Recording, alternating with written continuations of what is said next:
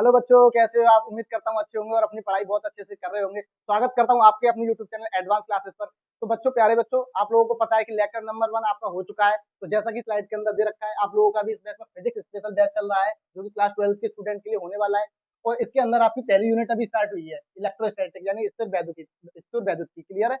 अच्छा, इसके अंदर जो चैप्टर है हमारा विद्युत आवेश तथा विद्युत क्षेत्र, ये चल रहा है। बिल्कुल जीरो से हीरो का सफर, जीरो से हीरो का सफर कर मतलब क्या है इसका, कि अगर आप बेसिक से पढ़ना चाहते हैं फिजिक्स में, हो सकता है बहुत से बच्चे ऐसे होंगे जो 11th में नहीं पढ़ा है, वो बच्चे इस बैच को ज्वाइन कर सकते हैं, क्योंकि मैं बिल्कुल बेसिक से पढ़ा रहा हूँ। कोई भी चीज बिल्कुल स्किप नहीं करूंगा, सारी चीजें बेसिक से उठा के बिल्कुल टॉप लेवल तक हम जाएंगे। क्लियर है? तो चलिए फिर वीडियो को आगे बढ़ते हैं, स्टार्ट करते हैं। उससे पहले मैं ये कहना चाहूंगा, जिन बच्चों ने हमारे टेलीग्राम चैनल को ज्वाइन नहीं किया है, तो टेलीग्राम चैनल को ज्वाइन कर लें, क्योंकि वीडियो के रिगार्डिंग कोई भी अपडेट होता है तो इस चैनल पर आता है, तो आप उसको यहाँ पे इसको ज्वाइन कर लीजिए, जिसका लिंक जो है बच्चों वो दे रखा है डिस्क्रिप्शन के अंदर। क्लियर है? तो आप इसको जरूर ज्वाइन कर लीजिएगा, टेलीग्राम चैनल को, इसको आप जरूर ज्वाइन कर लीजिएगा। आप डिस्क्रिप्शन में जाएंगे, लिंक पे क्लिक करेंगे तो आप ऑटोमेटिक कहाँ पे पहुंच जाएंगे, आप लोग हमारे चैनल पे पहुंच जाएंगे। क्लियर है? तो आप वहाँ पे जाके इसे ज्वाइन कर सकते हैं। इसी के साथ बच्चों मैं ये कहना चाहूंगा कि ये हमारा बच्चों इंस्टाग्राम पेज है। तो जिन बच्चों ने इंस्टाग्राम पेज नहीं ज्वाइन किया है, तो वो इंस्टाग्राम पेज भी ज्वाइन कर लीजिए, क्योंकि इंस्टाग्राम पेज पे हम लोग क्या क्या डालते रहते हैं, डेली जी के फैक्ट डालते रहते हैं, करंट अफेयर्स डालते रहते हैं, साइंस के फैक्ट आते रहते हैं, और मैथ की ट्रिक्स भी हम डालते रहते हैं, जो कि आकाश सर अपलोड करते रहते हैं। क्लियर है? तो ये सारी चीजें आप लोगों को इसलिए बता रहा हूँ, क्योंकि आप सोशल मीडिया चलाते हैं तो इसका पूरा पूरा फायदा उठा सकते हैं। चलिए। अच्छा, आप इसी के साथ हमारे व्हाट्सएप चैनल को भी ज्वाइन कर सकते हैं, क्योंकि हो सकता है मोस्ट ऑफ द पीपल्स क्या होते हैं कि आप सोशल मीडिया नहीं चलाते हैं। ठीक है? तो अगर व्हाट्सएप जो है वो ज्यादातर बच्चे पेरेंट्स सब चलाते हैं, तो आप व्हाट्सएप चैनल भी ज्वाइन कर सकते हैं। ये हमारा व्हाट्सएप चैनल है, जिसका लिंक भी आपको डिस्क्रिप्शन में दे रखा है, तो इसको भी ज्वाइन कर सकते हैं। इससे भी हम आपको पीडीएफ नोट, पीएनजी नोट वगैरह सब कुछ प्रोवाइड कराते रहते हैं, इसका अपलोड करते रहते हैं। तो आप ज्वाइन कर सकते हैं इस चीज को। जैसा कि आपको दिख रहा है, ये क्वेश्चन डला हुआ है, तो इसका आप आंसर कर सकते हैं, बोर्ड कर सकते हैं कौन सा आंसर करेक्ट है, इस तरीके से। ठीक है? चलिए, तो चलिए क्लास की फिर स्टार्टिंग करते हैं। तो आपको पता है बच्चों, हमारा लेक्चर नंबर 2 है, ये हमारा लेक्चर नंबर 2 है, और इसके अंदर जो है बच्चों आपकी फर्स्ट यूनिट चल रही है। कौन सी यूनिट? फर्स्ट यूनिट चल रही है, जिसका नाम है इलेक्ट्रोस्टैटिक्स। ठीक है? इलेक्ट्रोस्टैटिक्स चल रही है। तो इस यूनिट में पढ़ने से पहले मैंने बता दिया है, ये मेरा लेक्चर नंबर 2 है। जिन बच्चों ने लेक्चर नंबर 1 नहीं देखा, तो उस लेक्चर नंबर 1 को जरूर देखिएगा। तो लेक्चर नंबर 1 को देखने के बाद ही लेक्चर नंबर 2 अटेंड करें, क्योंकि फिर ही आपको क्लासेस जो बहुत अच्छे से समझ में आएगी। मैं बिल्कुल बेसिक से पढ़ा रहा हूँ, बेफिक्र रहिए। बस आप मेरे साथ फुल डेडिकेशन के साथ मेहनत करते चलिए। ठीक है? तो चलिए स्टार्ट करते हैं क्लास की शुरुआत। तो आज का हमारा टुडे ऑब्जेक्टिव क्या है, मेरा ऑब्जेक्टिव क्या पढ़ाने का, आज मैं क्या क्या चीजें पढ़ाऊंगा आप लोगों को, तो उन चीजों को देखिए। तो मैं आपको आज पढ़ाऊंगा आवेश का क्वांटीकरण के बारे में डिस्कस करूंगा। क्वांटाइजेशन ऑफ चार्ज क्या होता है, इसके बारे में डिस्कस करूंगा आज। फर्स्ट टॉपिक ये होगा आवेशों का बीजगणितीय योग। सम ऑफ एल्जेब्रिक सम क्या होता है, चार्ज का एल्जेब्रिक सम क्या होता है, इसके बारे में डिस्कस करेंगे हम यहाँ पे। आवेश संरक्षण का नियम क्या होता है, law of conservation of charge क्या होता है, इसके बारे में जानेंगे हम लोग। और कुछ यहाँ पे बच्चों की पॉइंट, महत्वपूर्ण बिंदु जानेंगे, जो एज अ मल्टीपल टाइप के क्वेश्चन पूछे जाते हैं वन लाइनर फॉर्म में, तो उस टाइप के क्वेश्चन को भी जानेंगे, एग्जामिनर क्वेश्चन को किस तरीके से पूछता है। तो इन सभी बातों को मैं यहाँ पे अब डिस्कस करने जा रहा हूँ। क्लियर है? तो चलिए फिर लेक्चर की शुरुआत करते हैं। तो आप लोगों के सामने पहला टॉपिक है बच्चों, आवेश का क्वांटीकरण। तो आवेश का क्वांटीकरण क्या होता है? ठीक है? तो इसको समझेंगे। तो बच्चों, आवेश का क्वांटीकरण क्या होता है, कि आवेश जो है बच्चों क्या होता है, कि आवेश हमेशा, क्वांटाइजेशन का एक्चुअल मतलब क्या है, क्वांटाइजेशन को बच्चों एक शब्द से और जानते हैं, इसको हम परमाणुकता के नाम से भी जानते हैं, जिसको हम कहते हैं एटमोसिटी। ठीक है?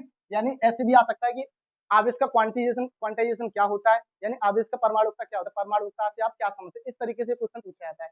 तो परमाणुकता क्वांटाइजेशन क्या होता है, कि आवेश हमेशा, जो इलेक्ट्रॉन्स होते हैं, वो किसी भी ऑब्जेक्ट से, किसी भी वस्तु से हमेशा होल नंबर की फॉर्म में निकलते हैं। होल नंबर की फॉर्म का मतलब क्या है, कि पूर्ण संख्या के रूप में निकलते हैं। कभी भी किसी वस्तु में से जब भी इलेक्ट्रॉन्स निकलते हैं, कभी आपने ऐसा नहीं देखा होगा कि 1.5 इलेक्ट्रॉन निकल रहे हो या 3.2 इलेक्ट्रॉन्स निकल रहे हो। यानी आपने देखा होगा कि कभी भी इलेक्ट्रॉन जो है वो फ्रैक्शनल फॉर्म में नहीं निकलते, हमेशा इंटीजर्स की फॉर्म में, होल नंबर की फॉर्म में निकलते हैं। पहली बात ये। अच्छा, चार्ज को जो है बच्चों अविभाजित ही नहीं करता, यानी इसकी जो फॉर्म होती है निकलने की, क्या है, 1 इलेक्ट्रॉन निकल रहा है, 2 इलेक्ट्रॉन निकल रहा है, 3 इलेक्ट्रॉन निकल रहा है, 4 इलेक्ट्रॉन निकल रहा है, इस फॉर्म में निकलेंगे मल्टीपल। यानी कि आवेश जो होता है वो क्या होता है, पूर्ण गुणज होता है। इलेक्ट्रॉन के आवेश का क्या होता है, पूर्ण गुणज होता है। ठीक है? तो मैं यहाँ पे कुछ पॉइंट लिखवा रहा हूँ, इन पॉइंट से आप समझ जाएंगे। तो जैसे कि पहला पॉइंट क्या लिख सकते हैं, कि किसी वस्तु पर आवेश, किसी वस्तु पर आवेश, किसी वस्तु पर आवेश, इलेक्ट्रॉन के आवेश का, इलेक्ट्रॉन के आवेश का पूर्ण गुणज होता है, पूर्ण गुणज होता है।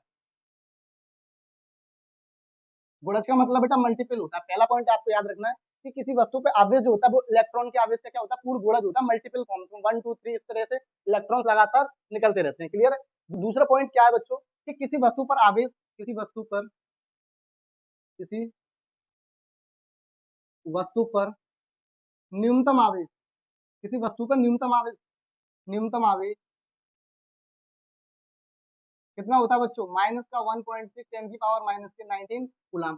किसी वस्तु पर बच्चों न्यूनतम आवेश कितना होता है, माइनस का 1.6 10 की पावर माइनस 19 कूलाम। और इसे ही हम क्या कहते हैं, इसे मूलभूत आवेश कहते हैं, मूलभूत आवेश कहते हैं। अब मूलभूत आवेश का क्या मतलब है बच्चों यहाँ पे, तो मूलभूत आवेश का मतलब ये है यहाँ पे फंडामेंटल चार्ज, फंडामेंटल चार्ज क्या कहते हैं बच्चों, इसे मूलभूत आवेश कहते हैं, फंडामेंटल चार्ज कहते हैं। क्लियर है। अच्छा तीसरा पॉइंट ये कि किसी वस्तु से किसी वस्तु से इलेक्ट्रॉन सदैव सदैव पूर्ण संख्या के रूप में, पूर्ण संख्या के रूप में ग्रहण होते हैं या निकलते हैं, या निकलते हैं। यानी इलेक्ट्रॉन जो है वो हमेशा पूर्ण संख्या के रूप में ही निकलेंगे, 1 2 3 4 इस तरीके से। क्लियर है। तो ये 3 पॉइंट बेसिक आपको ध्यान रखना है।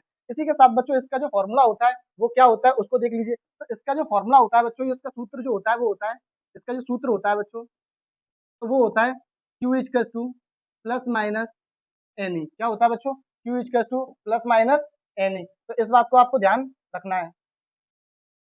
अच्छा इसी के साथ मैं ये कहना चाहूंगा बच्चों, यहाँ पे क्यू क्या है, तो मैं यहाँ पे बता देता हूँ क्यू यहाँ पे क्या है बच्चों। तो क्यू यहाँ पे लिख सकता हूँ, क्यू यहाँ पे वैद्युत आवेश है। क्या है बच्चों, वैद्युत आवेश है। क्यू यहाँ पे वैद्युत आवेश है, यानी इलेक्ट्रिक चार्ज, इलेक्ट्रिक चार्ज। इसी के साथ बच्चों यहाँ पे एन क्या है, तो स्थानांतरित, स्थानांतरित इलेक्ट्रॉनों की संख्या, स्थानांतरित इलेक्ट्रॉनों की संख्या, नंबर ऑफ इलेक्ट्रॉन। और ई क्या है बच्चों, इलेक्ट्रॉन पर चार्ज, चार्ज ऑन इलेक्ट्रॉन कितना होता है बच्चों, माइनस का 1.6 10 की पावर माइनस के 19 कूलाम। क्लियर है। तो ये वाली बात आपको समझ में आ गई होगी आई हो। क्लियर। इसी के साथ बच्चों मैं आप लोगों को बता दूं, मैंने इसकी यूनिट्स के बारे में भी बात की थी पहले कि इसकी यूनिट क्या होती है, तो यूनिट मैं पहले ही बता चुका हूँ लेकिन मैं फिर भी यहाँ पे लिख देता हूँ। ठीक है चलिए, अगर मैं यहाँ पे इसकी यूनिट की बात करता हूँ बच्चों,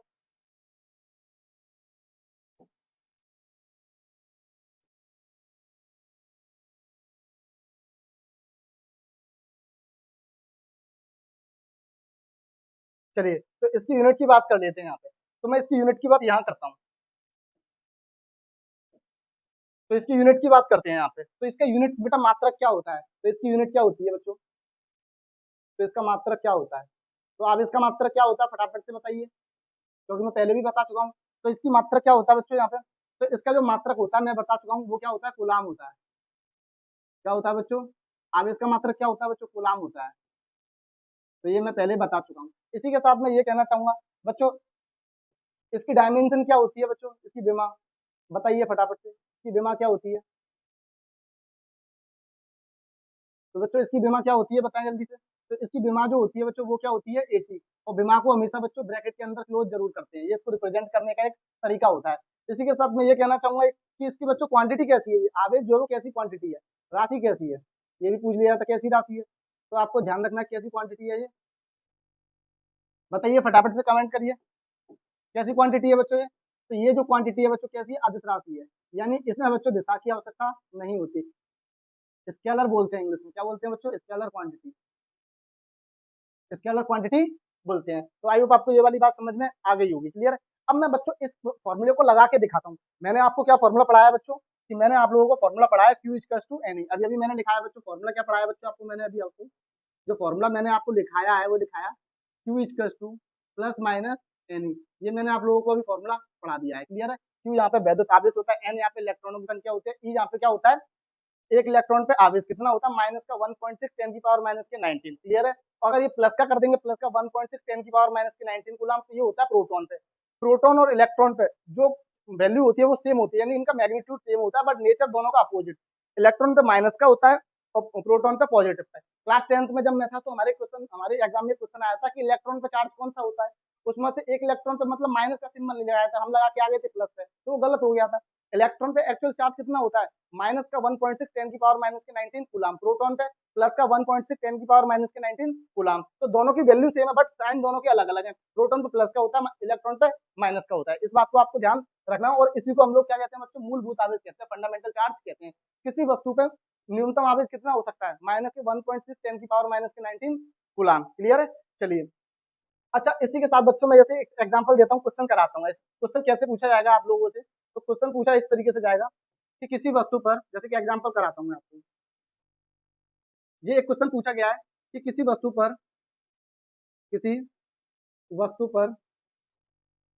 एक कूलम आवेश उपस्थित है, उस वस्तु पर उस वस्तु पर इलेक्ट्रॉनों की संख्या ज्ञात कीजिए। इलेक्ट्रॉनों की संख्या ज्ञात कीजिए। तो बच्चों ये क्वेश्चन आपके एग्जाम में पूछा गया है कि एक कूलम आवेश में कितने इलेक्ट्रॉन्स होते हैं। तो बच्चों इसको करने का तरीका बताइए। पहले तो जो भी आपको क्वेश्चन दे रखा हो, तो आप लोगों को क्या बच्चों को लिख लेना है पहले कि क्वेश्चन के अंदर दे क्या रखा है, आपको दिया क्या है। तो किसी वस्तु पर कोई एक वस्तु है जिसका कितना, एक कूलम का आवेश है, यानी क्यू कितना दे रखा है बच्चों यहाँ पे, 1 कूलम। कितना दे रखा है, 1 कूलम। और आपसे क्या पूछा है, उस वस्तु पर इलेक्ट्रॉनों की संख्या, इलेक्ट्रॉनों की संख्या को किससे रिप्रेजेंट करते हैं, एन से, यानी कि हमको एन निकालना है यहाँ। क्लियर है। तो आप लोग बच्चों इसका फॉर्मूला जानते हो, फॉर्मूला क्या होता है, अभी मैंने बताया था। इलेक्ट्रॉनों की कमी और वृद्धि को कौन कौन सा फॉर्मूला बताएगा, क्वांटाइजेशन ऑफ चार्ज का, Q equal to plus minus n. अच्छा यहाँ पे प्लस माइनस का क्या मतलब है, अगर किसी वस्तु में इलेक्ट्रॉन की कमी होती है तो पॉजिटिव चार्ज आता है, किसी वस्तु में इलेक्ट्रॉन की अधिकता होती है तो नेगेटिव चार्ज आता है। ये लेक्चर नंबर फर्स्ट में मैं सारी बातें बता चुका हूँ। क्लियर है।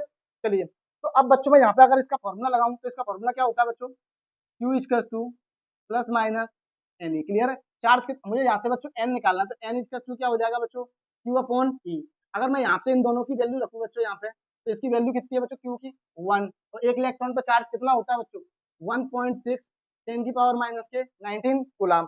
अगर बच्चों मैं यहाँ पे इसका डिवाइड करता हूँ तो ये कितना निकल के आएगा, 0.625 10 की पावर ऊपर जाएगा तो किसका हो जाएगा, ये प्लस का। क्लियर है। अगर पॉइंट को बच्चों में राइट हैंड साइड की तरफ लेके जाऊंगा तो एक पावर क्या हो जाएगी बच्चों इसकी, अगर, अच्छा एक बात और याद रखना, पॉइंट को अगर बच्चों में लेफ्ट से राइट की तरफ लेके जाता हूँ तो याद रखना हमेशा किसकी पावर बढ़ेगी, माइनस की। किसकी बढ़ेगी, माइनस की। अगर इस पॉइंट को मैं 6.25 के ले जाऊंगा तो एक माइनस की पावर बढ़ेगी, तो यहाँ पे कितना बचेगा बच्चों, एन इज कस टू 6.25, 19 में से एक माइनस की पावर जाएगी तो कितना बचेगा बच्चों, 18। कितना बचेगा, ये कितना। तो ये बच्चों ये क्या हो गया, यानी एक कूलम आवेश में कितने इलेक्ट्रॉन उपस्थित होते हैं, 6.25 10 की पावर 18 इलेक्ट्रॉन। और क्लास 10th में आप लोगों ने पढ़ा होगा कि अगर एक सेकंड के अंदर इतने इलेक्ट्रॉन पास आउट करते हैं एक सिरे से दूसरे सिरे पर, तो उसी को हम क्या बोलते थे, एक एम्पियर बोलते थे। ठीक है। चलो इस बात को मैं आगे डिस्कस करूंगा, लेकिन मैंने बता दिया कि एक कूलम में कितने इलेक्ट्रॉन होते हैं, 6.25 10 की पावर 18 इलेक्ट्रॉन। क्लियर है। तो आई होप आपको ये वाली बात समझ में आ गई होगी। चलिए अब आगे चलते हैं।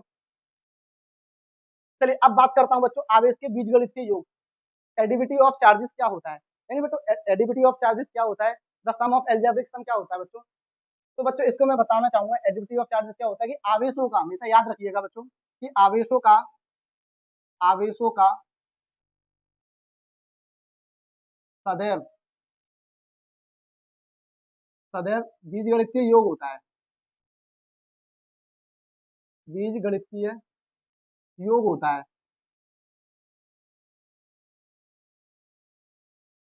अर्थात आवेश को आवेशों को चिन्ह सहित जोड़ा जाता है, चिन्ह सहित चिन्ह सहित जोड़ा जाता है। अब चिन्ह सहित का क्या मतलब है, इसको भी देख लेते हैं यहाँ पे।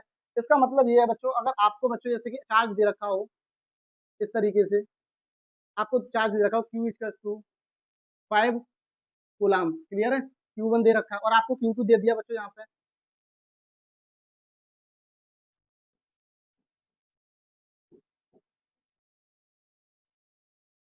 अगर आपको Q2 दे दिया बच्चों यहाँ पे Q2 माइनस का 20 कूलाम, क्लियर है। और आवेशों का आपसे बीजगणितीय योग पूछा तो आप क्या लिखोगे, आवेशों का योग।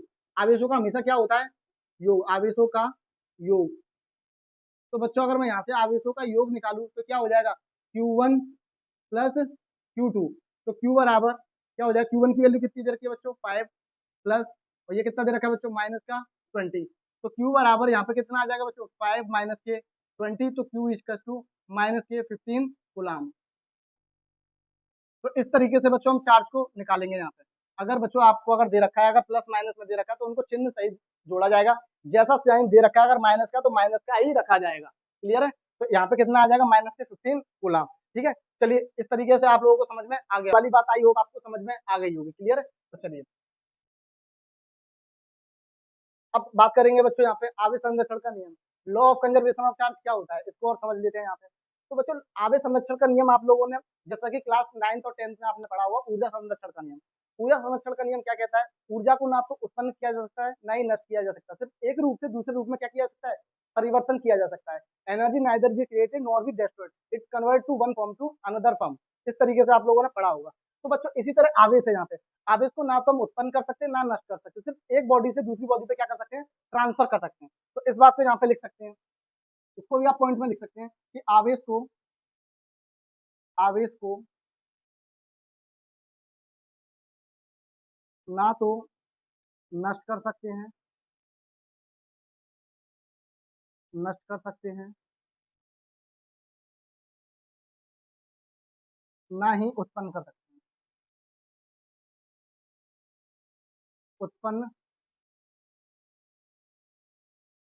कर सकते हैं। केवल एक वस्तु से, एक वस्तु से दूसरी वस्तु में, दूसरी वस्तु में स्थानांतरण कर सकते हैं, ट्रांसफर कर सकते हैं,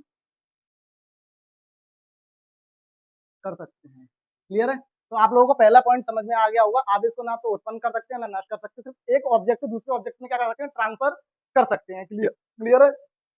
दूसरी बात आपको याद रखना है कि किसी विलगित निकाय, विलगित निकाय का मतलब क्या होता है, आइसोलेटेड सिस्टम जो कि क्लोज हो इस तरीके से। तो किसी विलगित निकाय पर, निकाय में, विलगित निकाय में प्रक्रिया से, प्रक्रिया से पूर्व, प्रक्रिया से पूर्व तथा प्रक्रिया के बाद, बाद नेट आवेश, नेट आवेश क्या रहता है बच्चों, नेट आवेश बराबर रहता है, नेट आवेश बराबर रहता है, अर्थात संरक्षित रहता है। संरक्षित का मतलब बच्चों स्टोर रहता है, संरक्षित रहता है, क्लियर है। और इसी को हम लोग क्या कहते हैं बच्चों, आवेश संरक्षण का सिद्धांत कहते हैं। इसी घटना को आवेश संरक्षण का सिद्धांत कहते हैं, आवेश संरक्षण का, आवेश संरक्षण का सिद्धांत कहते हैं। जैसे बच्चों मैं इसको एग्जांपल से समझाता हूँ, आपको एग्जांपल से अच्छे से समझ में आएगा ये। जैसे बच्चों एग्जांपल लिया मैंने, यहाँ पे एक उदाहरण लिया एग्जांपल, एक विलगित निकाय की प्रक्रिया हो रही है, मान लीजिए किसी विलगित निकाय की प्रक्रिया, विलगित निकाय की एक प्रक्रिया हो रही है। जैसे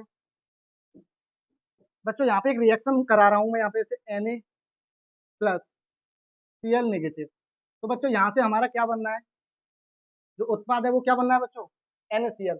आपको पता है इसको हम पढ़ते हैं बच्चों अभिकारक, क्या पढ़ते हैं, अभिकारक, ये आपको 10th क्लास में पढ़ाया गया होगा। इसको हम पढ़ते हैं बच्चों उत्पाद, इसको हम पढ़ते हैं रिएक्टेंट, क्या पढ़ते हैं, रिएक्टेंट। इसको हम पढ़ते हैं प्रोडक्ट, क्लियर है। तो ये वाली बात आप लोगों को समझ में आ गई होगी, एक रिएक्शन हो रही है यहाँ पे, ठीक है। तो इस चीज को यहाँ पे समझिए कि ये प्रक्रिया किस तरीके से पूरी होगी, ठीक है, पूरी होगी। जैसे बच्चों समझिए यहाँ पे, अब इस रिएक्शन के अंदर आपने क्या देखा यहाँ पे, इस रिएक्शन के अंदर आप लोगों ने क्या देखा कि इस रिएक्शन के अंदर आपने देखा कि प्रक्रिया से पूर्व क्या बनना था, Na पे कितना चार्ज था बच्चों यहाँ पे, तो Na पे यहाँ पे चार्ज जो था वो कितना था, यहाँ पे आपने देखा कि Na पे 1 पॉजिटिव चार्ज था और नेगेटिव चार्ज कितना था बच्चों यहाँ पे, बताइए नेगेटिव चार्ज कितना था यहाँ पे, तो नेगेटिव चार्ज कितना था, -1 था, ठीक है। तो यहाँ पे लिख देता हूँ मैं आपसे बच्चों, प्रक्रिया से पूर्व, प्रक्रिया से पूर्व, और प्रक्रिया के बाद क्या हुआ, प्रक्रिया के बाद क्या हुआ, क्लियर है। तो इस बात को समझिएगा, मैं अगर यहाँ पे लिख रहा हूँ बच्चों यहाँ पे, तो पहला पॉइंट मैं ये लिख रहा हूँ, कुल धनावेश कितना था प्रक्रिया से पूर्व, कुल धनावेश, तो बच्चों कुल पॉजिटिव चार्ज कितना था, कुल ऋणावेश कितना था, कुल नेगेटिव चार्ज कितना था, कुल नेगेटिव चार्ज कितना था, और कुल आवेशों की संख्या कितनी थी, कुल आवेशों की संख्या, आवेशों की संख्या, क्लियर है। तो अब देखिए बच्चों यहाँ पे कि बच्चों ध्यान से देखिए, ये प्रक्रिया से पूर्व है, ये क्या बच्चों यहाँ पे प्रक्रिया से पूर्व, प्रक्रिया से पूर्व, प्रक्रिया से पूर्व की रिएक्शन है, और ये प्रक्रिया के बाद की, प्रक्रिया के बाद। तो आपको साफ साफ दिख रहा है बच्चों कि प्रक्रिया से पूर्व Na पे कितना चार्ज है, पॉजिटिव, यानी कि 1 पॉजिटिव, Cl पे कितना चार्ज है 1 नेगेटिव, लेकिन प्रक्रिया के बाद में उन दोनों पे कोई भी चार्ज नहीं है, क्लियर है। यानी प्रक्रिया से पूर्व तो चार्ज है, प्रक्रिया के बाद चार्ज नहीं है। तो इसी बात को मैं यहाँ पे लिख रहा हूँ बच्चों। तो ध्यान से देखिए बच्चों, अगर मैं यहाँ पे बोलूँ आप लोगों से कि प्रक्रिया से पूर्व कितना चार्ज है, तो प्रक्रिया से पूर्व कितना चार्ज है बच्चों, आप कह दोगे 1 पॉजिटिव चार्ज। अच्छा, और प्रक्रिया के बाद चार्ज कितना था बच्चों, Na पे 0 था, यानी प्रक्रिया से पूर्व Na पे 1 पॉजिटिव चार्ज था, लेकिन बाद में क्या हो गया था, 0 हो गया था। इसी तरीके से नेगेटिव चार्ज क्या था इसका बच्चों, 1 माइनस का था, नेगेटिव 1 चार्ज था, और इस पे क्या था बाद में बच्चों, 0 था। अगर बच्चों मैं आवेशों की संख्या की बात करूंगा, तो यहाँ पे आवेशों की संख्या कितनी है बच्चों, 2, लेकिन वहां पे आवेशों की संख्या कुछ भी नहीं थी, ना प्लस माइनस कुछ भी नहीं थी, तो वहां पे क्या था बच्चों, 0। अब इसी तरीके से बच्चों अगर मैं इस पे नेट आवेश निकालू बच्चों, यहाँ पे नेट आवेश निकालू, नेट आवेश का मतलब होता है कुल चार्ज, तो नेट आवेश निकालू तो बच्चों +1 और -1, तो यहाँ पे नेट आवेश क्या आ जाएगा बच्चों, 0 आ जाएगा, क्या आ जाएगा, 0 आ जाएगा। अर्थात इससे क्या पता चलता है कि भैया प्रक्रिया में, किसी विलगित निकाय में, किसी विलगित निकाय में,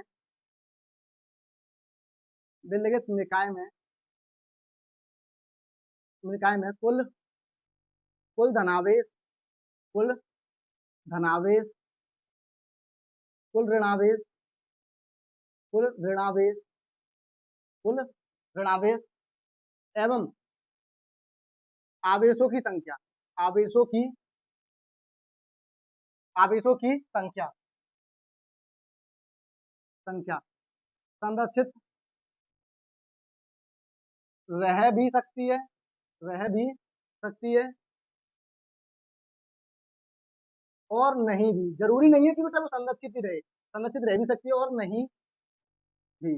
तो इस बात को याद रखना है कि कुल नेगेटिव चार्ज, कुल पॉजिटिव चार्ज और आवेशों की संख्या स्टोर रह भी सकती है, संरक्षित रह भी सकती है, और जरूरी नहीं कि हर बार रहे, ऐसा भी नहीं है, तो कभी रह भी सकती है, कभी नहीं भी। तो आपको ये वाली बात समझ में आ गई होगी, एक बार फिर से समझ लीजिए यहाँ पे, ध्यान से देखिए, मैंने एक रिएक्शन कराई, यहाँ पे Na पे पॉजिटिव चार्ज है, Cl पे नेगेटिव चार्ज है, क्लियर है, और बाद में देखा प्रक्रिया के बाद इन पर कोई भी चार्ज नहीं है, क्लियर है। लेफ्ट हैंड साइड को हम बोलते हैं बच्चों अभिकारक, और राइट हैंड साइड को हम बोलते हैं बच्चों उत्पाद, यानी कि रिएक्टेंट एंड प्रोडक्ट, क्लियर है। तो प्रक्रिया से पूर्व आप देख रहे हो कि Na पे कितना चार्ज है पॉजिटिव, Cl पे कितना है नेगेटिव, लेकिन बाद में ना तो बच्चों कोई चार्ज नहीं है, ना Cl पे नेगेटिव चार्ज है, ना Na पे कोई चार्ज है। तो इसी तरीके से मैंने यहाँ पे लिखा बच्चों, कुल धनावेश कितना था प्रक्रिया से पूर्व, यानी ये वाली बात कर रहा हूँ मैं यहाँ पे, Na प्लस Cl नेगेटिव, और बाद में इस पर कोई भी चार्ज नहीं था, ये वाली बात कर रहा हूँ। तो बच्चों पॉजिटिव चार्ज है और इस पे क्या है, नेगेटिव चार्ज है, लेकिन कुल आवेशों की संख्या प्लस एक इस पे एक इस पे, तो दोनों की टोटल कितनी हो गई, 2। लेकिन नेट आवेश देखो तो एक प्लस माइनस, तो दोनों पे क्या हो गया बच्चों, 0, यानी वस्तु एक तरह से उदासीन कह सकते हैं। उदासीन उसे कहते हैं जिसपे इलेक्ट्रॉनों की संख्या और प्रोटॉनों की संख्या हमेशा बराबर होती है, उसको हम उदासीन कहते हैं। ये वाली बात समझ आई। तो इस पर कोई भी आवेशों की संख्या भी नहीं होगी, ना कोई पॉजिटिव चार्ज है, ना कोई नेगेटिव चार्ज है, क्लियर है। तो ये वाली बात आप लोगों को आई समझ में आ गई होगी। क्लियर है? चलिए तो फिर आगे बढ़ते हैं।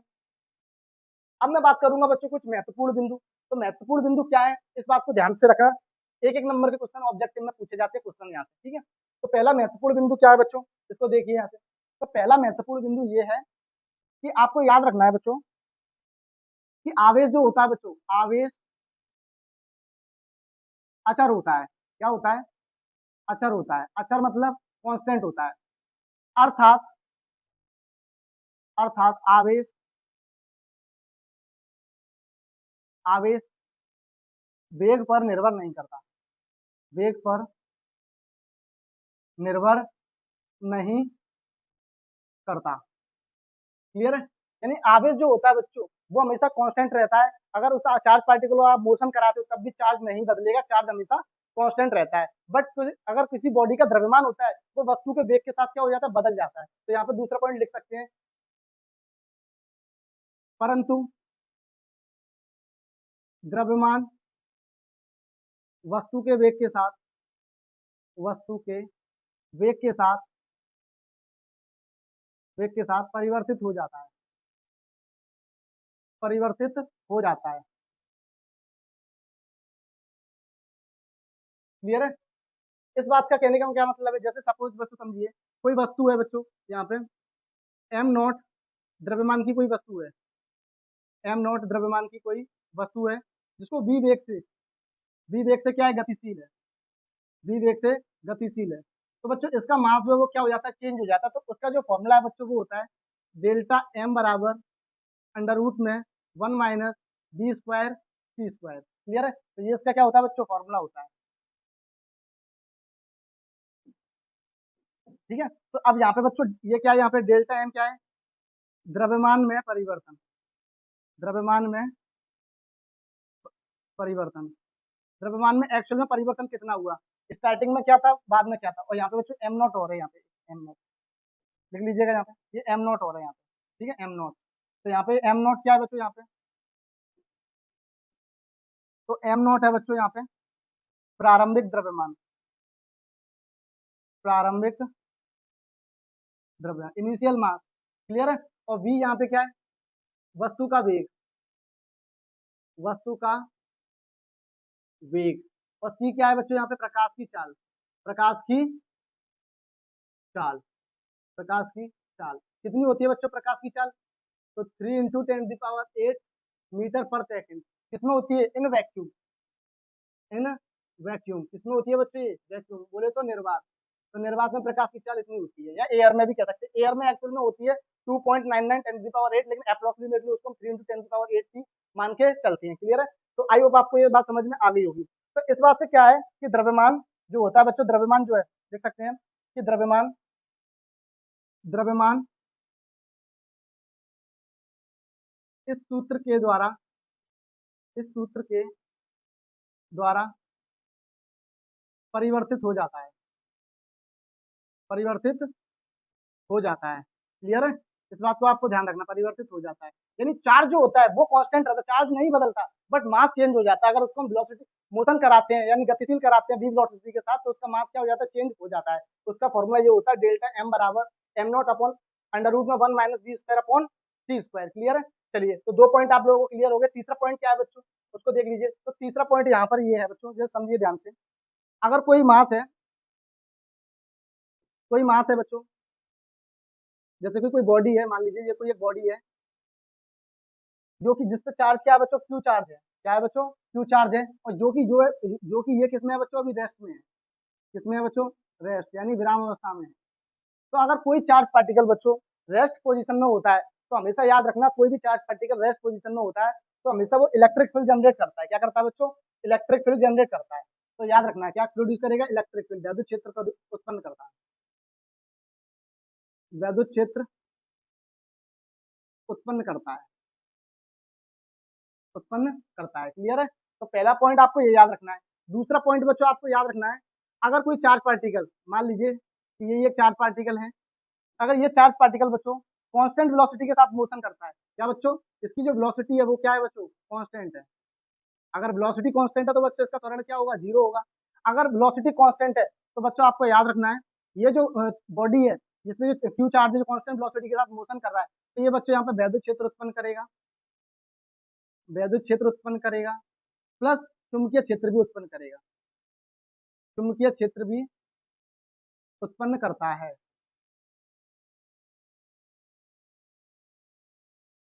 उत्पन्न करता है। तो इस बात को ध्यान रखना है। तीसरा पॉइंट बच्चों आपको यह ध्यान रखना है, मान लीजिए कि यही बॉडी जो है, अगर बच्चों ये कांस्टेंट वेलोसिटी के साथ मोशन ना करे, ये चार्ज पार्टिकल जो है अगर ये कांस्टेंट वेलोसिटी के साथ मोशन ना करे तो क्या होगा?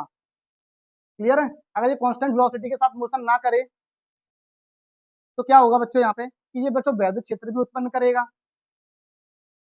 वैद्युत क्षेत्र उत्पन्न करेगा, प्लस चुंबकीय क्षेत्र भी उत्पन्न करेगा, चुंबकीय क्षेत्र उत्पन्न करेगा, और उसके साथ बच्चों ये विकिरण उत्पन्न करेगा। क्या उत्पन्न करेगा बच्चों? विकिरण, यानी रेडिएशन भी उत्पन्न करेगा।